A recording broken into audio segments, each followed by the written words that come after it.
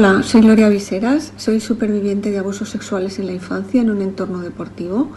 ¿Por qué la ley de violencia contra la infancia es urgente que se apruebe?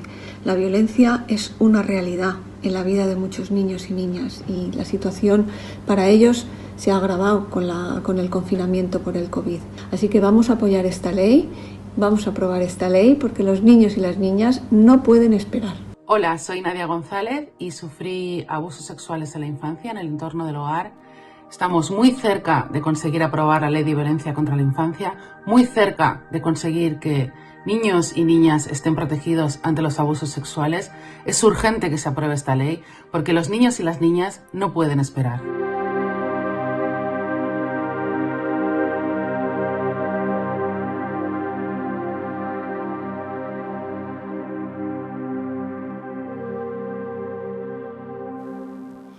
Esta era la urgente petición que hacía Save the Children y lo ha conseguido. Sara Polo es la responsable de políticas de infancia de Save the Children Euskadi. Arratsaldeon, ¿qué tal estás, Sara? Arratsaldeon. Muy bien, hoy es un buen día. Hoy es un buen día, por tanto, contentos con la aprobación de este decreto ley contra la violencia a la infancia o ley de protección de menores. No sé, ¿contiene lo que vosotros pedíais? Bueno, estamos ante un buen anteproyecto, para empezar. No es el texto definitivo que se aprobará, porque todavía falta el proceso parlamentario en el que los grupos presentarán las enmiendas que estimen oportunas y en el que trataremos de mejorar un poquito el texto que conocemos a día de hoy. Pero sin duda contiene gran parte de las medidas que se vienen reivindicando desde distintas entidades, desde asociaciones de víctimas y colectivos de la sociedad civil. Y por tanto sí, es un buen anteproyecto, es un gran punto de partida, la verdad, fruto de años de trabajo. La parte que más os ha gustado, por ejemplo, por citar, es que se amplía el plazo de prescripción de un delito de violencia contra menores. Me parece que hasta ahora era 18 años y en función de este Real Decreto o de esta ley se ampliará a los 30. Efectivamente, es una buena noticia y consideramos que esta ampliación hasta los 30 años es un buen punto intermedio entre la protección a la víctima, ¿no?, y la persecución también del delito. Es una realidad que no se denuncian los casos, las víctimas no son capaces de denunciarlo cuando tienen 18 años, cuando tienen 20, o sea, no conocemos tantas víctimas jóvenes, ¿no?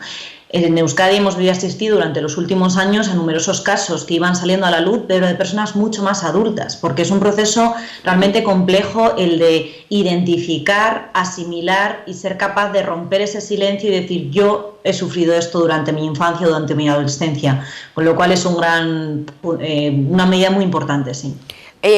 ¿Se habla de todo tipo de violencia, Sara? Efectivamente, la ley, una de las cuestiones muy importantes es que es una ley integral que aborda los distintos tipos de violencia y en los distintos ámbitos de la vida de un niño o de un adolescente, porque no podríamos abordar, por ejemplo, solo el ámbito educativo, sino abordamos también el sanitario, lo que tiene que ver con el ámbito jurídico, donde se persiguen estos delitos, y es un ámbito que no está preparado tampoco para la infancia. Y de hecho la ley da una definición, define lo que entiende por violencia, y es incluso una definición más amplia que la que conocíamos en los últimos textos, lo cual es muy positivo para perseguir todos los tipos de violencia que existen contra la infancia. ¿Incluido el bullying?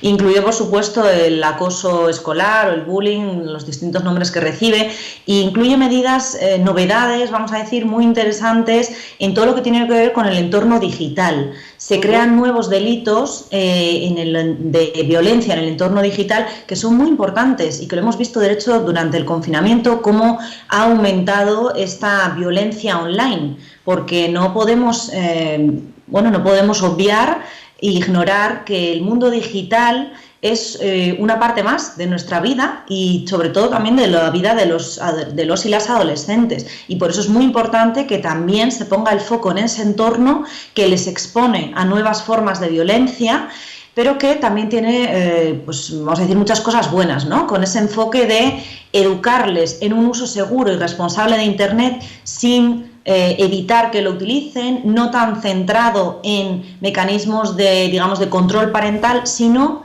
en educativos y preventivos para que puedan seguir haciendo uso de ese entorno digital, pero de una manera segura. Vosotros, por lo tanto, Save the Children ha participado en este texto. No sé, se incluyen medidas preventivas y, por otra parte, las punitivas. Está el cuerpo de los jueces, que son los que luego al final intervienen. Yo no sé si estarán a día de hoy preparados para hacer justicia con esta nueva ley. Bueno, efectivamente, el ámbito judicial, como digo, es uno de los ámbitos muy importantes que aborda esta ley y que no podría ser de otra manera.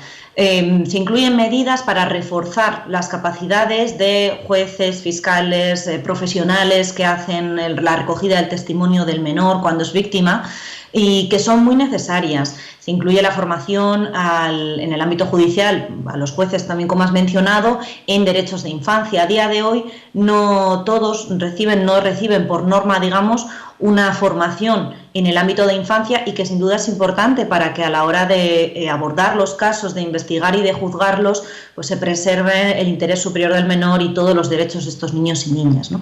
Y luego hay otras medidas que no son tanto de formación, pero que son importantes en el ámbito judicial, como es, por ejemplo, el uso de la prueba preconstituida. Esta prueba significa que lo que pretendemos evitar es que el niño o niña tenga que declarar varias veces, que es algo que ocurre ahora mismo, y que no solo revictimiza al menor, porque tiene que revivir cada vez que lo cuenta lo que ha vivido, sino que en ocasiones se da, como es lógico, comprensible, un cambio en el discurso de lo que el niño cuenta la primera vez que le preguntan a la quinta vez que es preguntado, y eso perjudica también la persecución del delito y el desarrollo del caso. Con lo cual, las medidas en el ámbito judicial son una parte muy importante de esta ley, no podrían ser las únicas, porque como decimos es necesario un enfoque integral, pero están y son muy relevantes. Pero en el aspecto que acabas de citar, el de declarar, que se limitaría a una única declaración, se pone un límite de edad, hasta los 14 años.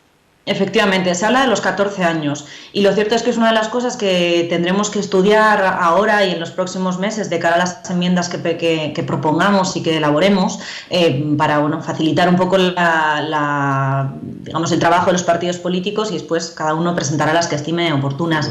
Pero es una de las cosas que estamos estudiando porque no sabemos por qué no se habla de los 16 años o incluso de todos los menores de edad, y es algo que sin duda se deberá estudiar para que la edad que se ponga, si es que se pone alguna, esté justificado el porqué de esa edad y no sea una decisión arbitraria que pueda perjudicar a los derechos de todos los menores, también de los que tienen entre 14 y 18 años, ¿no? Eso es.